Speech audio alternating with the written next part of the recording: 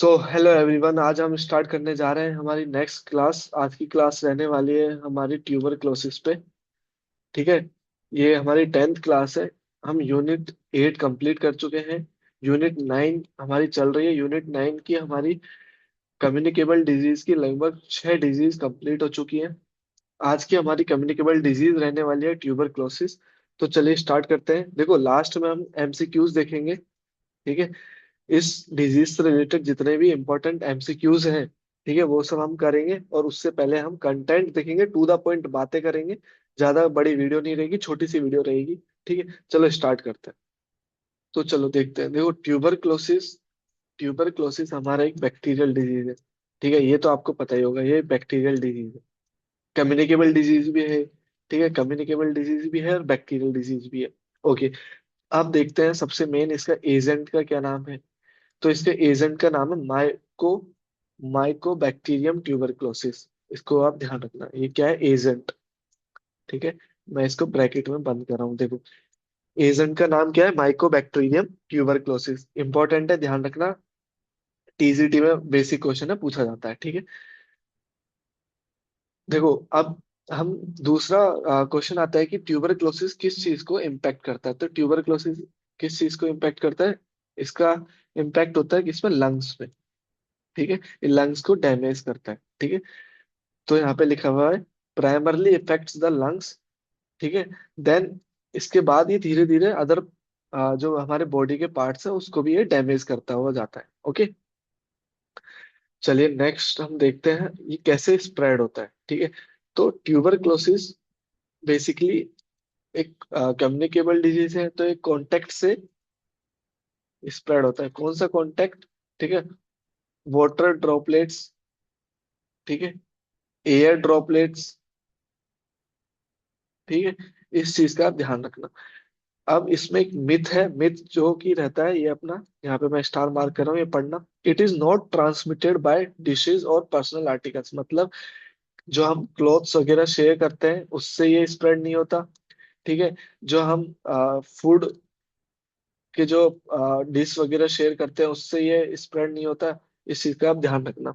और जो यूटेंसिल्स हम शेयर करते हैं एक दूसरे से, उससे भी ये स्प्रेड नहीं होता। ये चीजें आप ध्यान रखना है। बहुत जगह ये मिथ है कि आप एक दूसरे क्लोथ्स शेयर करोगे तो ये डिजीज हो सकता है।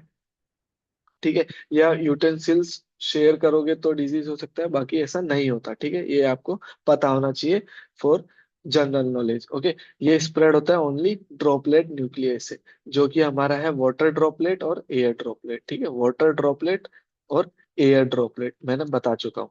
ठीक है। चलिए नेक्स्ट। अब हम इसको डायग्नोस कैसे करते हैं। देखो, सबसे पहले हमने देखा इसका एजेंट फैक्टर्स। ठीक है, किस पे इम्पेक्ट करता है। देन हमने इसके कुछ मिथ वगैरह देख लिए। ठीक है।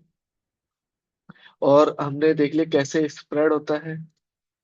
ठीक है, अब हम देख रहे हैं डायग्नोसिस। डायग्नोसिस, तो इसमें हमारा सबसे फर्स्ट मेथड है स्प्यूटम। स्प्यूटम क्या होता है, जो हमारा मलगम होता है ना ये, ठीक है, अपन जो सलाइवा वगैरह होता है अपना, कफ से निकलता है, जो बलगम होता है उसको चेक करना। उसको क्या करना, चेक करना। कैसे, माइक्रोस्कोप से। ठीक है, लेबोरेटरी सेटिंग्स में जाके चेक होता है।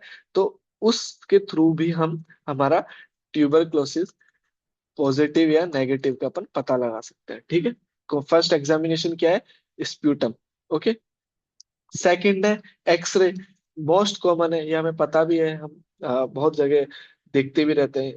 ट्यूबरक्लोसिस एक्सरे से चेक होता है। ठीक है। नेक्स्ट है अपना थर्ड, बेंटॉक्स टेस्ट। ठीक है, बेंटॉक्स टेस्ट क्या होता है। इस टेस्ट में बेसिकली मैं यहाँ लिख रहा हूँ, देखना। इस टेस्ट में क्या होता है, एक फ्लूइड होता है। ठीक है, वो इंजेक्शन के थ्रू हमारी जो सुपरफिशियल स्किन है, जो स्किन के नीचे जो लेयर होती है, ठीक है, उसमें इंजेक्ट किया जाता है। ठीक है, और 48 आवर्स के लिए छोड़ दिया जाता है। देन उस पर रिएक्शन देखा जाता है। अगर रिएक्शन 10 mm से ज्यादा है, कितना, 10 mm से ज्यादा रिएक्शन है, तो वो क्या होगा, पॉजिटिव होगा। किससे, ट्यूबरक्लोसिस पॉजिटिव होगा। वो इंडिविजुअल ट्यूबरक्लोसिस पॉजिटिव होगा। अगर 10 mm से कम है तो वो नेगेटिव होगा। ये आजकल इस टेस्ट का हम यूज नहीं लेते, बाकी मैंने बता दिया है, अगर कभी एग्जाम में पूछा जाए तो। ठीक है, ध्यान रखना। First sputum, then X-ray and then Mantoux test. ठीक है। नेक्स्ट अपना ट्रीटमेंट। अब देखो ट्रीटमेंट तो हमें पता ही सबसे बेसिक है, डॉट्स। ये तो हम बहुत सारी डिजीज में यूज लेते हैं, मतलब डायरेक्ट ऑब्जर्व ट्रीटमेंट। इसमें क्या होता है, कोई नर्स या फिर कोई डॉक्टर, जो भी आपका हेल्थ फैमिली डॉक्टर वगैरह आपका केयर करता है, ठीक है, और वो आपके साथ रहता है जब तक आपकी बीमारी ठीक नहीं हो जाती। ठीक है, इसको बोलते हैं डायरेक्ट ऑब्जर्व ट्रीटमेंट। या फिर आप हॉस्पिटल में तब तक ट्रीटमेंट लेते हो तब तक आपकी डिजीज ठीक नहीं हो जाती। ओके, तो ये तो सिंपल है। नेक्स्ट है अपना स्टैंडर्ड ड्रग्स। अब देखो कौन कौन सी ड्रग्स यूज ली जाती है, वो इंपॉर्टेंट है, कभी कभी अच्छे एग्जाम्स में पूछ लिया जाता है। ठीक है। सो फर्स्ट है अपनी रिफाम्सिन, सेकंड है अपनी आइसोनियाजिड, थर्ड है अपनी पैराजीनामाइड, और फोर्थ है अपनी इथाबुटॉल। ठीक है, ये कुछ ड्रग्स हैं, इनका आप याद रख सकते हैं। ठीक है, मैंडेटरी नहीं है, बाकी फॉर गुड मार्क्स कभी क्या पता आपको लिखना पड़ जाए, या फिर आपको एग्जाम्स में ट्यूबरक्लोसिस आ जाए तो आप उसकी चार ये मेडिसिन के नाम लिख सकते हैं। ठीक है, या फिर नेट जैसे एग्जाम में कभी कभी पूछ भी सकता है, तो आप इसको याद कर सकते हैं। अब देखो, अब इसका ड्यूरेशन कितना रहता है मेडिसिन का, तो इसका रहता है 6 to 9 मंथ्स। ठीक है, यहाँ लिखा हुआ है, याद देख लेना। ठीक है, 6 to 9 मंथ्स। ओके, ठीक है। अब हम आते हैं वैक्सीन के ऊपर। देखो बहुत मोस्ट कॉमन वैक्सीन है ट्यूबरक्लोसिस की, जिसका नाम है BCG। इसकी फुल फॉर्म है बैसिले गुलमटे ग्यूरिन। ठीक है, मैं आपको स्पेलिंग लिखा देता हूँ, बैसिले कैलमटे और ग्यूरिन, GUERIN। ठीक है, ये वैक्सीन का नाम है, इसको आप याद कर लेना। ठीक है, मोस्ट इंपॉर्टेंट है। ठीक है, मोस्ट मोस्ट इंपॉर्टेंट है, याद कर लेना, बहुत सारे एग्जाम्स में पूछी जाती है। ठीक है, चलिए देखो ये वैक्सीन कब दी जाती है ये भी मैं बता देता हूँ। ये दी जाती है बर्थ से, और जो 6 वीक होता है अपना फर्स्ट 6 वीक, ठीक है, बर्थ टू फर्स्ट 6 वीक की ड्यूरेशन में ये वैक्सीन दी जाती है। और वैक्सीन लेने के बाद आपको एक छोटा सा गड्ढा सा भी हो जाता है जो लाइफ टाइम रहता है आपके इसकी, जैसे शोल्डर पे लिया था, शोल्डर पे या जहाँ पे पर्टिकुलर प्लेस पे वैक्सीन लिया उस प्लेस पे। सो यहाँ पे क्या लिखा हुआ है, देखो BCG वैक्सीन क्या है, live bacterial vaccine given to infant. ठीक है, ये बर्थ के टाइम पे दी जाती है, ये सब लिखा हुआ है। और इससे क्या होता है, बेसिकली इम्यूनिटी डेवलप हो जाती है। इम्यूनिटी डेवलप हो जाती है पर्टिकुलर ट्यूबरक्लोसिस के जो एजेंट है उसके लिए। उसका नाम क्या है, माइकोबैक्टीरियम ट्यूबरक्लोसिस, मैं बता चुका हूँ। ठीक है, प्रोटेक्शन लिखा हुआ है, प्रोटेक्शन चाइल्डहुड की जो ट्यूबरक्लोसिस है इससे भी प्रोटेक्शन देता है, जिसका नाम क्या है, नाम है मेनिजाइटिस। ठीक है, और स्कार जो मैं बता चुका हूँ, स्कार मतलब निशान पड़ जाता है। निशान कैसा पड़ता है, एक टिनी राउंड, मतलब एक छोटा सा ऐसा गोला सा हो जाता है, गड्ढा सा छोटा सा। ठीक है, यही सब चीजें लिखी हुई हैं, पढ़ लेना आप। चलिए हम हमारे MCQs पे आते हैं। देखिए first question is, in India at what age is the BCG vaccine typically administered to infant. बताओ। तो मैं बता चुका हूँ इसका answer, at birth to 6 week. Next question, question number 2, what is the primary mode of transmission for mycobacterium tuberculosis. बताओ।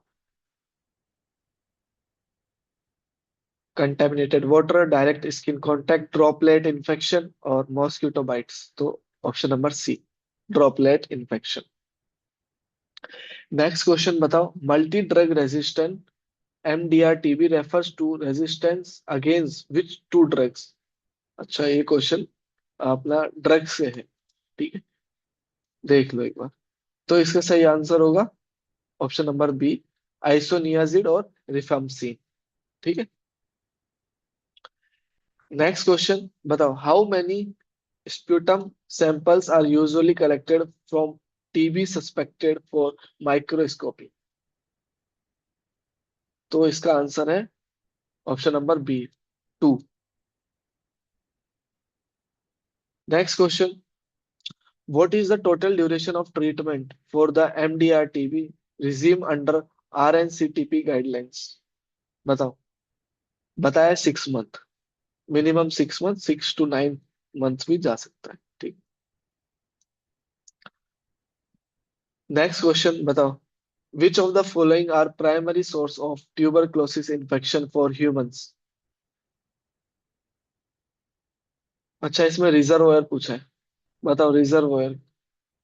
एक तो ह्यूमन हो सकता है रिजर्वोयर, और एक कौन सा हो सकता है, बोवाइन। अब आप पूछोगे सर बोवाइन क्या होता है।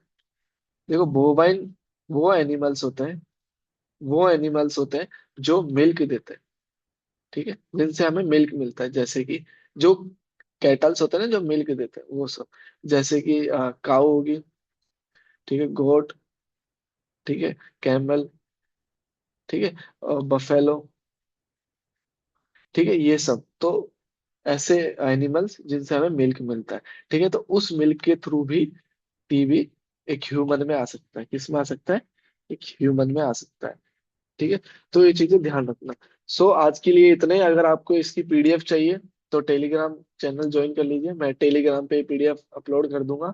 ठीक है, और अगर आपको किसी भी चीज में डाउट लगता है तो आप कमेंट सेक्शन में बताइए, उस डाउट को लेके आएंगे, उस डाउट पे एक छोटी सी वीडियो करेंगे और उसको क्लियर करने का ट्राई करेंगे। ठीक है, so thank you so much. मिलते हैं नेक्स्ट वीडियो में।